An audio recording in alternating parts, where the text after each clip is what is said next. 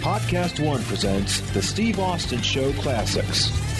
Diamond Dallas Page, a self-made man, a guy who worked his ass off. This show was always dedicated to the working man and the working woman out there. And I wanted to focus specifically on a big part of Dallas's career. And I know, Dallas, it's a part of your career that you're very, very proud of. It was Feud of the Year for 1997 with Randy Macho Man Savage. And this is a guy who I always wanted to work with in a long, extended program at a high level, and that never happened. I did a JOB for Randy back in the day in Orlando when we were in WCW doing those TV tapings down there, and that just was what it was. It was a quick job, but I had so much respect for the guy. You have been plowing along. You've been gaining all this information from guys that helped you out, from Sarge, Buddy Lee Parker there in the school, Jody Hamilton dropping some words of wisdom to you, hooking up with Jake the Snake Roberts, who would help your in-ring style, your persona, your psychology, your promo. All of a sudden, you plow forward. Comes a time you're going to get an opportunity to work with Randy Macho Man Savage. How does this happen? Because you've come up the hard way. There's a lot of other players up there. What made Randy say, I've got to work with this cat? Well, it was coming off, the whole thing, it was really funny because me and you, we were both trying to be heels. And right. The people just wanted to fucking cheer for us, and for me, it happened because of the Diamond Cutter, and it happened because it came out of nowhere in job matches, and the move was getting over. And when I realized the booking committee wasn't going to push me, I figured, fuck them. I created that sign. It was actually Ron Reese, the big 7-footer, who never really became a name in the business, but he gave me that. He said, Diamond, you ever think about doing this before you do the Diamond Cutter? And I was like, wow, Diamond defense, because I was a basketball player. I was like, fuck, maybe that'll work. And once I realized it was starting to catch on, I made it the focus for everything. And I just talked about the Diamond Cutter coming out of nowhere. And then, Scott and Kev came to WCW, and they couldn't have been any hotter. And I was the only guy with a real relationship with the both of them. I managed Scott and helped create his gimmick, and he was my first tag partner ever, and I was tag team partners with Kevin Nash. So I got into the middle of the card, and what I used to say is, and this, I have to segue this one little. It was a defining moment in my life.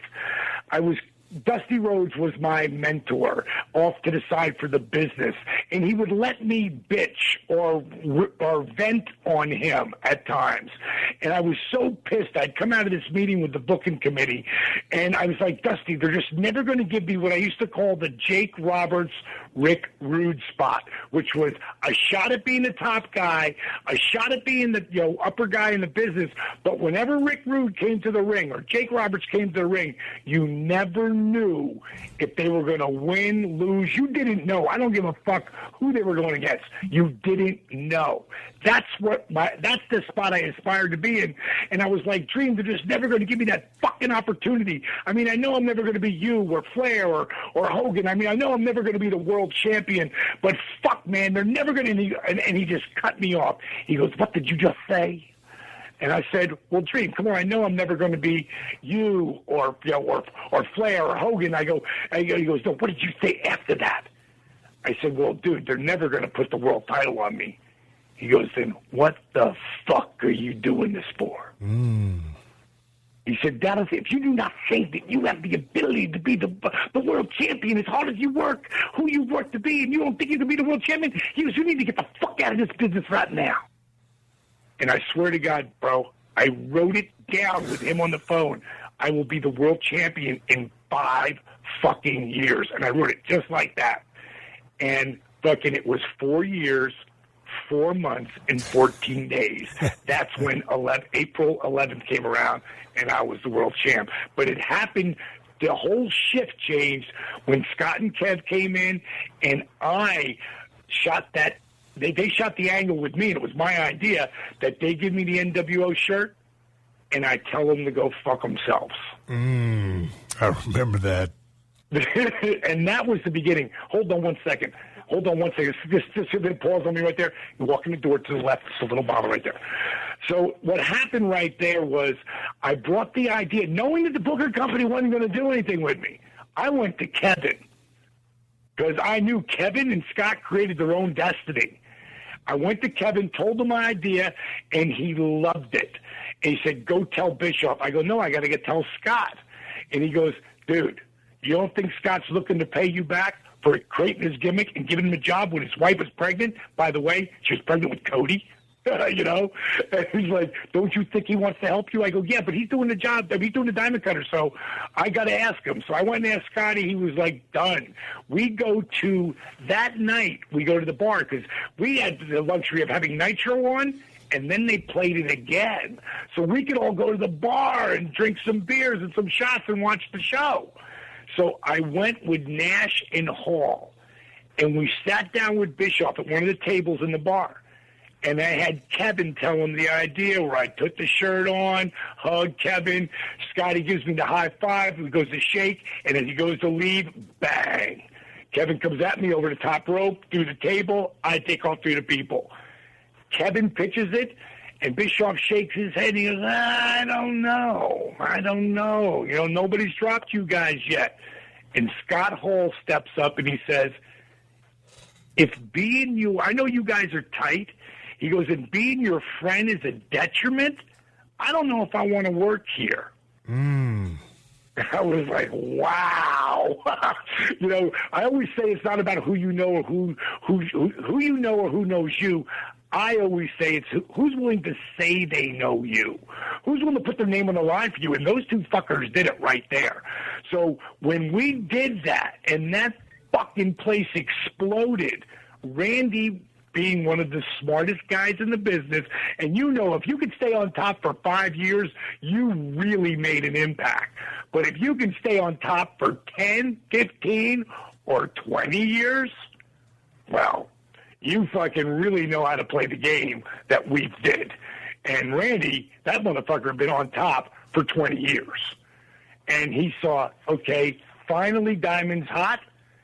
I want to work with him. Because I wasn't going to make that call. I think I want to work with Randy Savage right now.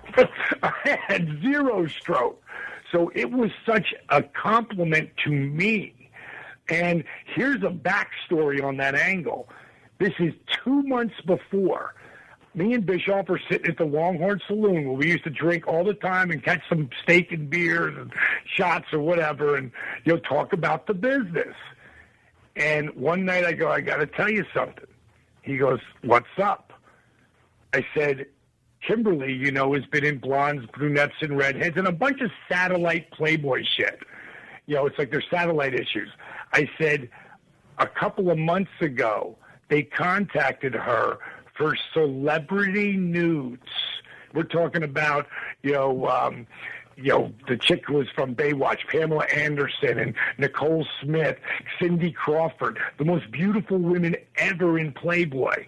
And they want to film pictures with Kim and me. Like me going to put my boots on and her just about to put a dress on. So shit like that. So they take us in, and I tell Bish, they brought us in, they shot us for a 2-page spread. Playboy loved it so much, they asked us to go back and shoot again for a 6-day spread. They go, Kimberly's going to be naked on there? I go, it's Playboy. Of course she's going to be naked. And you're in it? He goes, you might lose your job. You got a morality clause. And I said, well, then maybe Vince will do something with it. And long story short, that became our angle where Savage brought out that Playboy issue where Kim was in the centerfold and spray painted NWO in black over her nipples and the crack of her ass. And that became our whole angle and why they attacked her and blah, blah, blah. But it was amazing to be in that spot with Savage.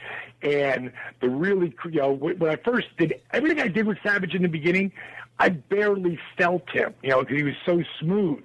But as soon as that friggin' light, that camera came on, and it was impact time, the first time he hit me, I seen a big blue flash. He knocked the shit out of me.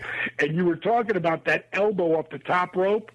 Man, you taking it, you know. When that elbow comes down on you, he comes down on you. But the thing I always heard about Savage was, I mean, you really had to gain that guy's trust because he truly didn't trust anybody. So how was the guy wired? What was it like just talking to that guy one-on-one? Because this was a long-running feud. This was a feud of the year. So what did it take you to gain his trust or for you to trust him? Well, to me, I had no other choice, for starters, and that would come in time. But the whole thing with Randy, he wasn't going to put you over until he knew it was going to mean something.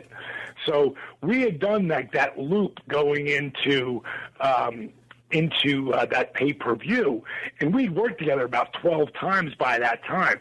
But there was never a finish, like ever. It was always, I'd come back and boom, big NWO run-in, schmaz, I get left laying. And one night in Florence, South Carolina, Arn Anderson walks in to, the dressing room, and just me and Randy just happened to be there. And we're getting ready for the match. We're in the main event. Now, I have to prelude this to let you know that Arn Anderson let me know in a booking meeting one time that I was never going to be a top guy because I was perceived that I would never be, that I wasn't a top guy. And he told me because Savage, Hogan, Sting, Flair, or Luger will ever put you over. It was a pretty heated discussion we had, me and him. Long story short, this is about a year or so later.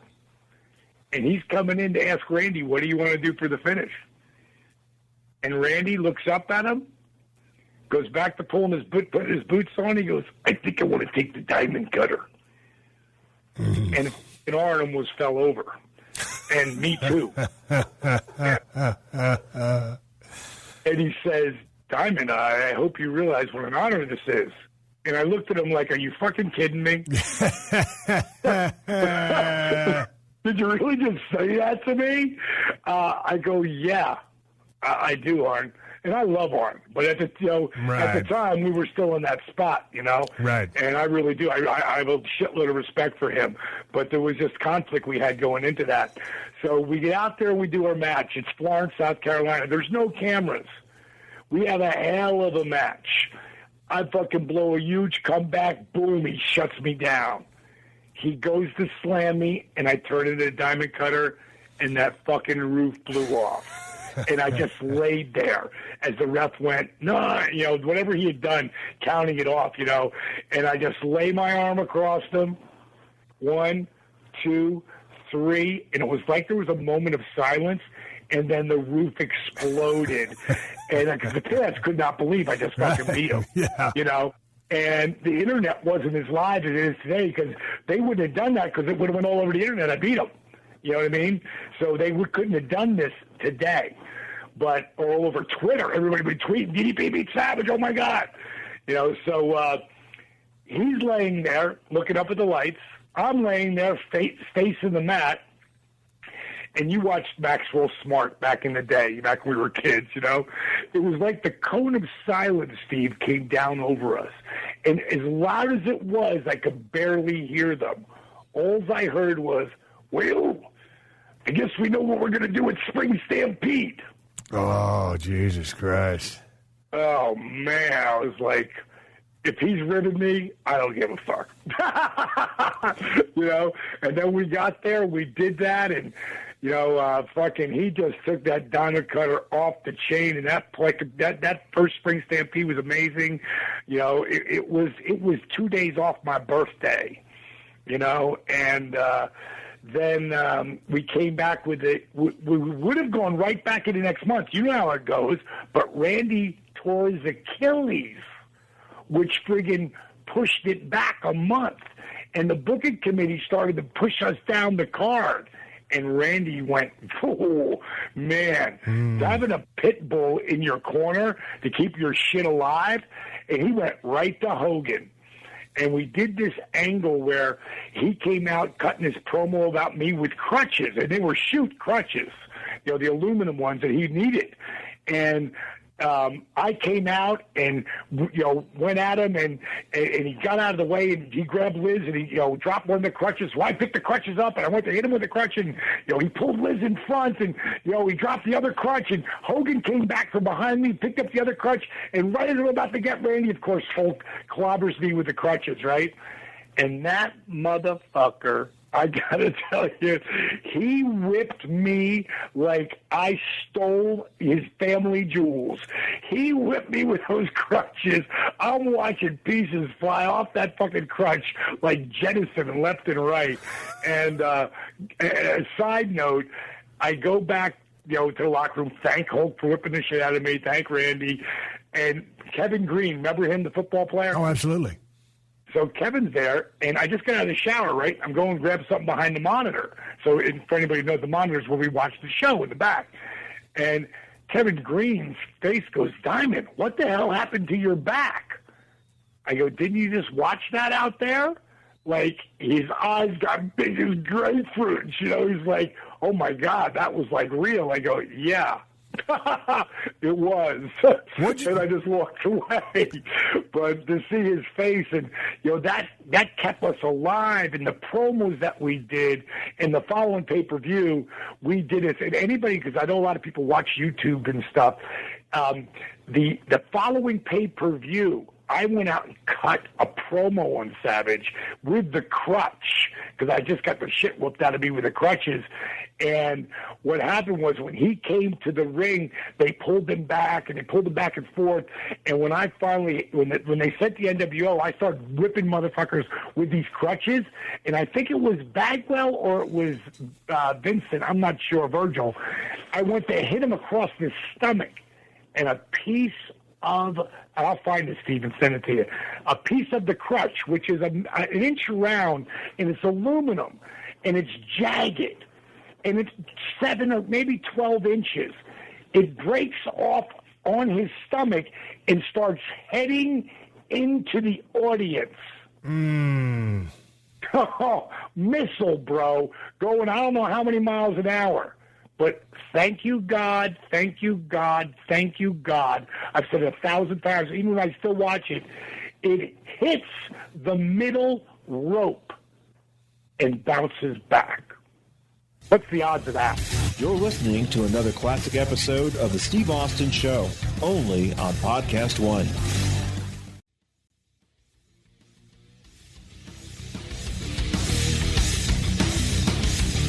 Well, it's like when I broke that cane on Brian Pillman. That was a duckhead handle, it was a brass handle, and that thing flew off and hit the barricade right there before it smoked somebody in the head in the aisle. I got lucky as well. There's some crazy shit that goes on in the ring. What'd you like best about working with Randy Savage? The promos. I loved the promos. Number one, there was one of my favorite promos ever. It's out there on YouTube. It's right going, I think it's coming into the second match, or no, the first match, because he didn't know my name. That was part of the gimmick. I don't know what's his name. It's on the tip of my tongue. I can't remember. What is it? So when he finally he cuts the promo on me after I have a match, he comes in the audience, and he says some shit like, Diamond Dallas Page, what are you, some kind of gemologist or something? And then he gets into, we're going to find out at Spring Stampede whether Diamond Dallas Page has any family jewels at all. And that got like a huge pop, Right.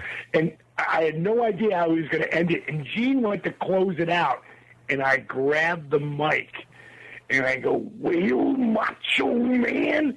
And the place popped because I'm imitating him. I was like right on with him at that time. And I said, since I'll be bringing the lady, I go, and don't forget to bring that little bimbo Liz with you. And that got a real like, whoa. I go, since I'll be bringing the lady, you might as well bring the tramp. And fucking to watch him, what did he say? Because it was like, I didn't tell I was going to see all this shit when you're out there, and you know what you're going to say, but you save some shit for your other guy to zing him with to get his shoot reaction. That was fun, man.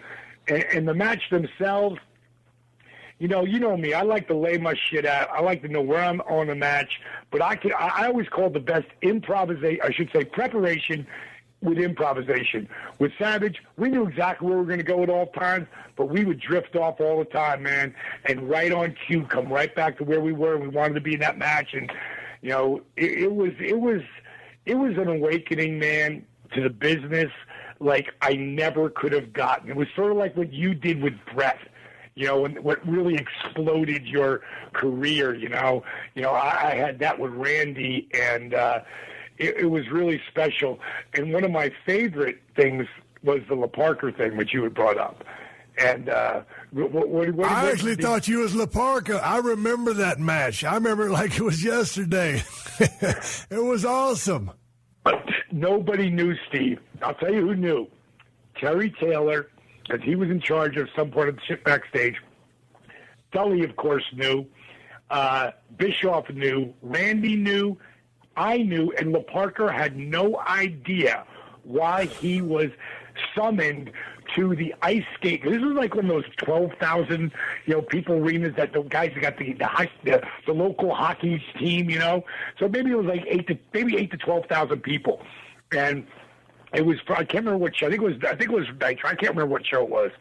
So I go to the skate room, and there's La Parka, and he speaks next to no English. And we're sitting around, and we got hours to sit around. So at some point, spoken in broken Spanish, I get him up and showing me how he walks. And then me imitating him, then him showing me, then me imitating, and then how do you do this? So I did all the little manners. I had hours, bro, before I got in. So I got the gimmick on, and you'll appreciate this, because one of the baddest son of a bitches ever in our business, Paul Ordorf, he's an agent at the time, and he's going around just saying what the finish is. And he's giving it to different groups of guys. And he's got his glasses on. And he's looking down at the sheet, and I guess he comes over, he knocks on the door. I open the door, and he goes, okay.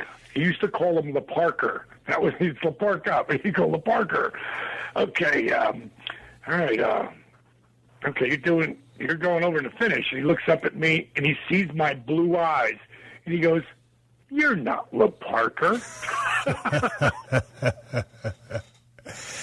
And I just looked at him. He goes, I love it. And he walked away. And to go out there, I knew friends of mine who worked in the company who were home that night. And when they saw it, jumped out of their seats going, Paige is going to kill La Parker. Oh, my God, I can't believe he used his finish. And then when I pulled my mask off, man, that was exhilarating. That was a crazy moment. Hey, how about he had to have been probably the most intense catch you ever worked with, Randy Savage, correct? Absolutely.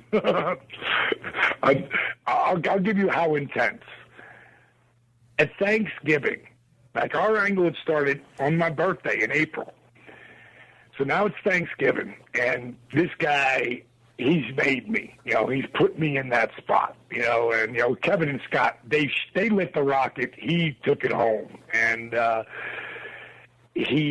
had a lot of people back then. Remember, we all had pagers back then, so I was getting all these pages from people. Happy Thanksgiving, D. Thanks so much for helping me, get in the company. I helped like 30 guys get jobs, so I had a lot of guys that were, being very appreciative at Thanksgiving time. I'm thinking, who am I thankful to? After about like the 28th one, I'm like, fuck, who am I thankful to besides Dusty, Jake, my family, people who know, because I would tell them all the time.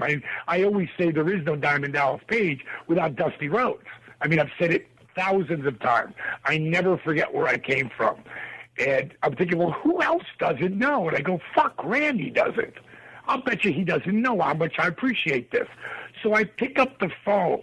And I leave him a message. I go, hey, Randy, this is going to sound really corny, but, I got a bunch of people tweeting me, happy Thanksgiving, and thanking me for helping them out, getting a job here and blah, blah, blah. And I'm thinking, who am I thankful for, man? And I'm thinking, fuck, Randy Savage, dude, I've got to call you and thank you for really helping me get to this spot.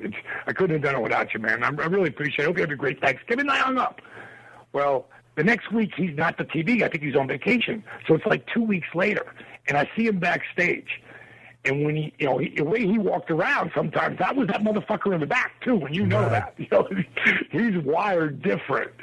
And when he sees me, he goes, Diamond, come here. I'm thinking, fuck, what did I do? So I'm walking over to him, he grabs me, and he pulls me off. He goes, come here. He goes, I got your message. And I got to tell you. And he's fucking looked like he's going to kill me, His eyes are fucking all wound up. He goes, I got your message, and I called my dad up, and I played it for him. And I said, Dad, does any of the boys ever do that for you? He goes, no, Randy. He goes, I never heard of that before. And he goes, that's what I thought. He goes, Diamond, I just want you to know it meant a lot. And he gave me a really big hug. It was like, that's how intense that cat was, Man, I tell you what, I just, I remember you've told me that story before, but I always love hearing that. And, that's, that was a heavy-duty cat. I wish he was still around. And I know that meant a lot to him. And you mean a lot to a lot of people right now because you're changing lives. And we're going to close the chapter on pro wrestling. We'll talk a little bit about it because it's why you developed DDP Yoga. But we're going to take a break, talk to our sponsors for just a second. The man, Diamond Dallas Page, is going to talk about the system, DDP Yoga, that's changing lives all around the world. Coming back. Welcome to the Steve Austin Show. All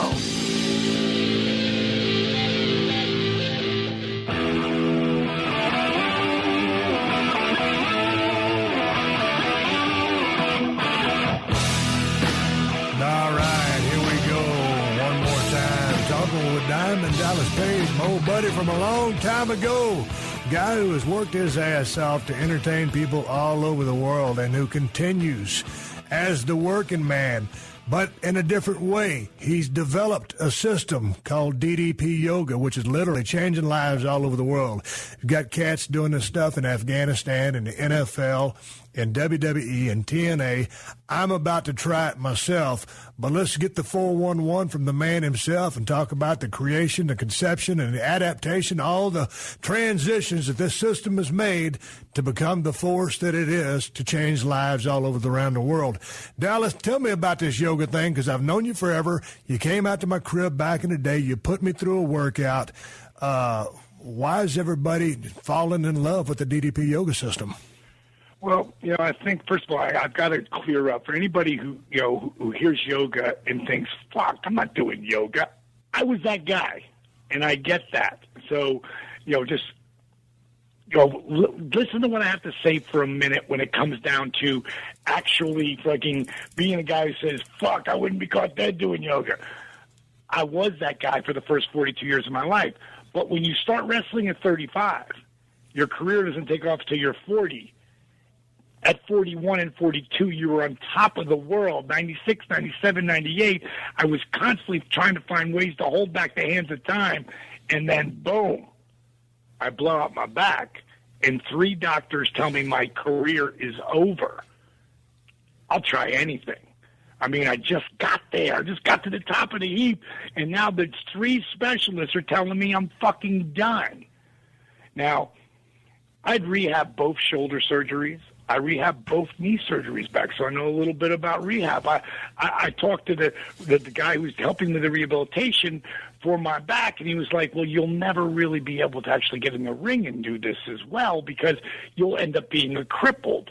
And that's like the last thing I don't want to end my business being where I can't walk around. That's even not though good. I beat up my body so much. So the bottom line is, around that time, I was married to Kimberly, and she was like, why don't you try yoga to heal your body? Like, yoga? I'm not fucking doing yoga. And you're from Jersey. You ain't doing yoga? That's where I was in the beginning. I wouldn't do it, and that was my mindset. But now they're telling me my career's going to be over.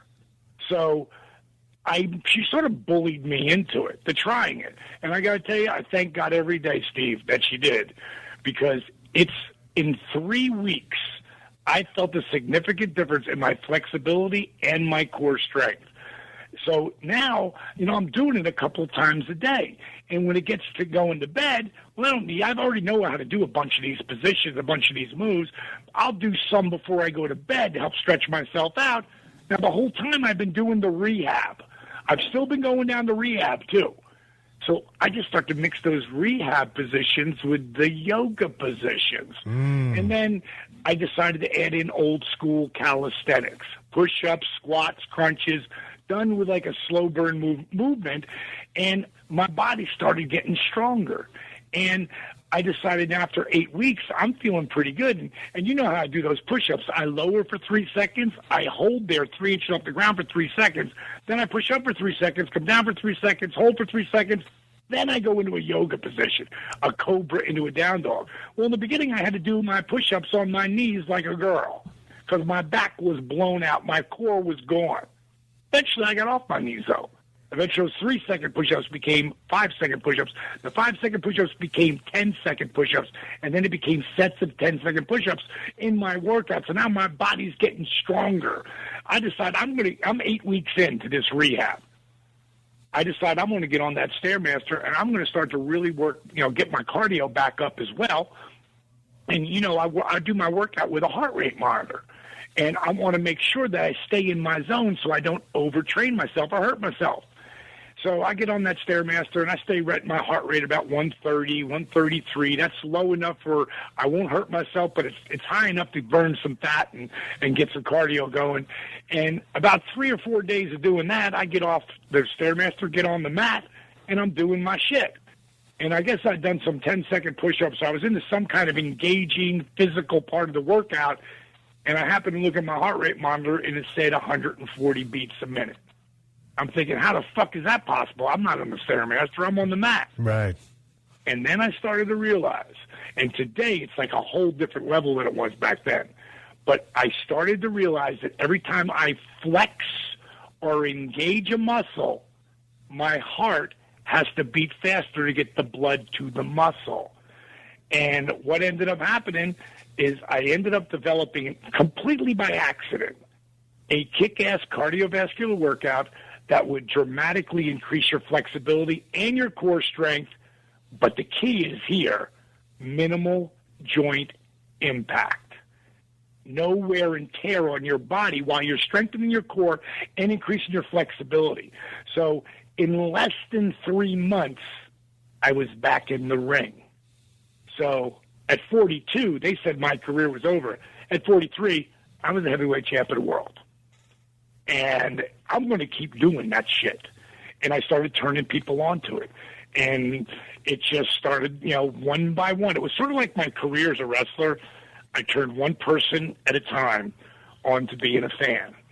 And that's what happened with DDP Yoga. And then the disabled veteran. I remember you. Were you in Mexico when you saw that video went viral? Is that where you were? Yeah, I was in Mexico. It meant a lot to me, dude. You called me up, and you were so proud of me for that video taking off. Yeah, but see, I was proud of you because I used to live with your ass when you started this thing, and it went through all the transitions that it did and ended up turning into DDP Yoga. And I'm sitting there, because living with you was a unique experience. I mean, if one thing about Dallas is, man, this son of a bitch is crazier than a shit house rat. Love him to death. An absolute clean, neat freak. Everything is organized. And as soon as the son of a bitch gets up, after he wakes up, he sleeps in late, but he goes in his office and starts working. Then, he'll go out and chase some trim every now and then, but you work your ass off. This has been a labor of love and your passion for so long and saved and turned around your career. Finally, it starts paying off for you, and then you see the transformation that it makes for Arthur Borman. When that thing blew up, it was like, man, I might as well have invented it. That's how happy I was for you. It really blew the company, made it $1 million company, in 1 year. Now, it took 10 years to get there. A lot of blood, sweat, and tears on your end. Yeah, absolutely, and belief, because believe me, I had $500,000 of my own money in this. As this venture went on, Steve, I know you know that I put everything into it. I wouldn't take anybody else's money because I wanted it to be. If I fuck up, I wanted it to be on me. I don't believe in other people's money. If you really believe in your concept, if you want to own it like I do, but I would start to, like anybody, pull themselves down with what I call emotional gravity, and start thinking, God, did I really like so many wrestlers? And, we've been fortunate. We've been smart with our money, and we've worked in that direction. But a lot of poor guys, they weren't, and they made bad investments. And sometimes I would say to myself, when I was like $300,000 or $400,000 in, like, did I fuck up? Did I put everything into this and it's not going to go? And then I get that email from a complete stranger and thanking me. I just got one just now. Went through my publicist, came right to me. I mean, if you go to DDP Yoga, one word on Facebook, read what people write. They would find a way to get to my direct email because there was no Facebook. There was no Twitter. There was none of that shit. And they'd find a way to get to me and thank me for helping them change their life and creating this program. And I go, this is going to be unbelievable. And I get on the mat, and the number one thing with the mat, I know I'm walking off de-stressed no matter what. And I've never walked off the mat ever in my life going, fuck, I wish I didn't do that. But I'll guarantee you, I left the gym 5 to 10% of the time going, oh, fuck, why did I let my ego check in there? My shoulder, my pec, my tricep. I'm always doing something to myself. But with that workout, it would just focus me. And Arthur's story, it radiated with so many people. It gave... I gave one guy hope. He has given millions. We're over 9.4 million views on that video.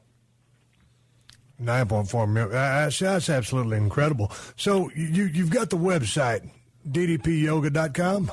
Right. So people can go on there to check out the system. You've got all your... How can people find access to the program? Well, that ddpyoga.com, if they want to invest in a program, they want to get it.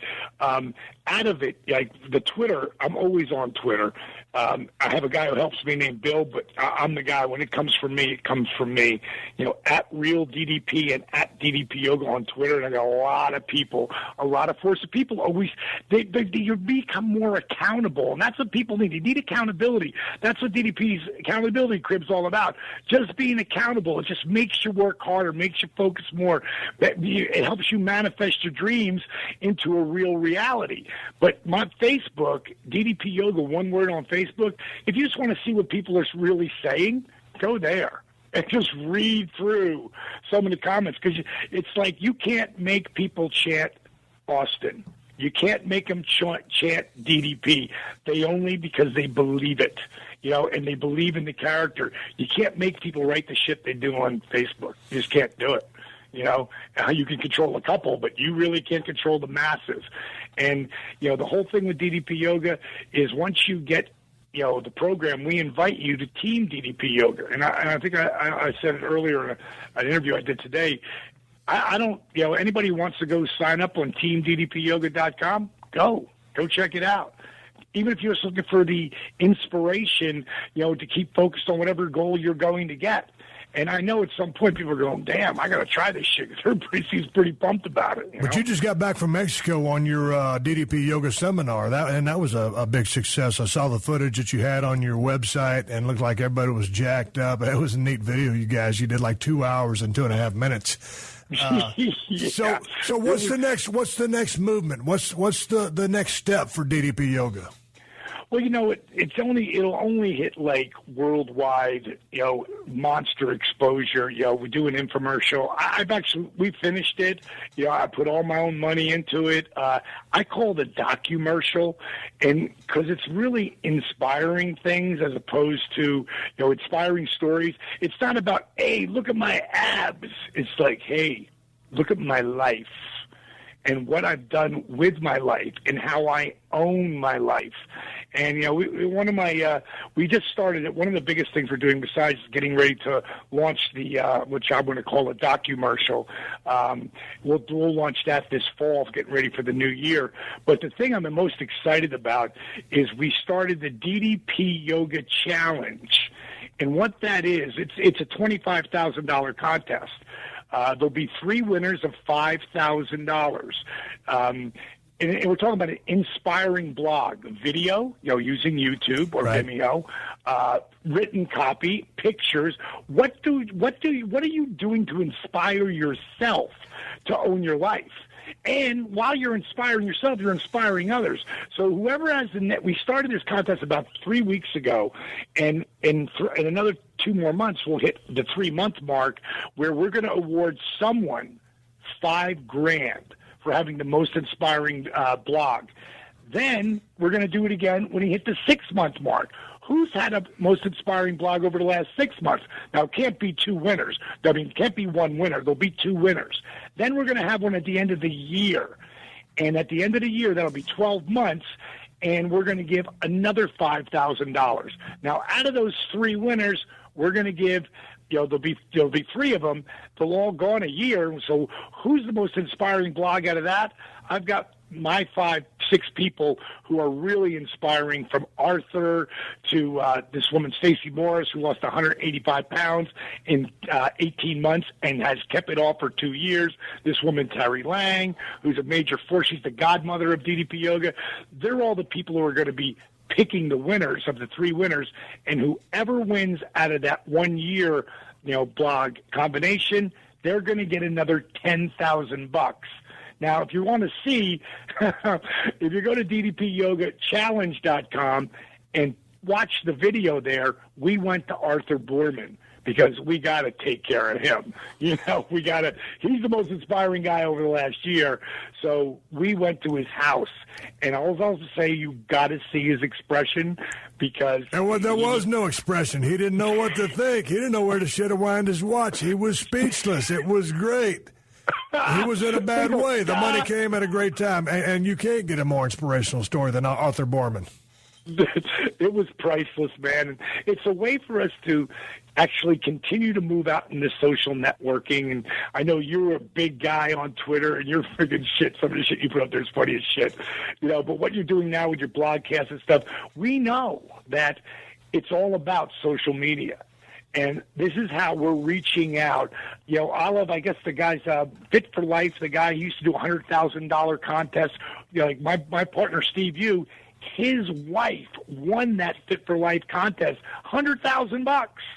So he knew what that happened in their life and how it just blew out there. So that's what we're trying to do. We're going to do a $25,000 contest this year for the most inspiring blog. And next year, I'm sure it'll be a $50,000 contest. The year after, it'll probably be $100,000. We want to keep it out there on the internet, and we have so many amazing people blogging about DDP Yoga.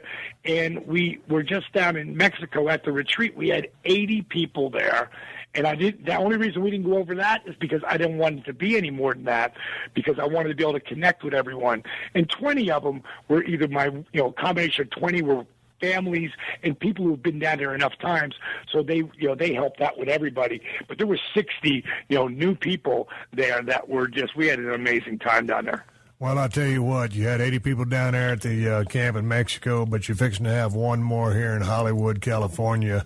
I'm going to start doing the DDP Yoga program. I've got about a month to go before I start filming on a movie, and I need some core strength. And you know me, you put me through a yoga workout way back in the day, and that was it. But you've kind of refined it. You've tweaked it a little bit. I've got the DVD you sent me. Steve Austin is about to undertake DDP Yoga and see what it can do for me. And I'll tell you what, man, I need some more core strength because I work out everything in a damn gym. I'm a gym rat. But, hell, I started having sex the other day with this fine individual female. I blew up about a minute in. I need some core strength. If this can make me look better, feel better, and fuck better, I'm in, brother. This is Steve Austin. I'm sitting here with Gimme Mo Darwish. Dallas, it's been a great time talking to you. You're one of my closest friends. We got to talk a lot in the last 2 episodes about a little pro wrestling, but really to hammer the nail home on DDP Yoga and the transformation it's helping people in all walks of life from all over the world. So thank you very much for coming on the show. We got ddpyoga.com. You're DDP Yoga on Twitter. What's your other Twitter handle? At Real DDP. At Real DDP on Twitter. So, Dallas, Thank you for coming on the show. Thank you for joining us for another classic episode of The Steve Austin Show. Please leave a rating and review on Apple Podcasts and tell your friends. For more Steve Austin Show, go to PodcastOne.com. That's PodcastOne.com.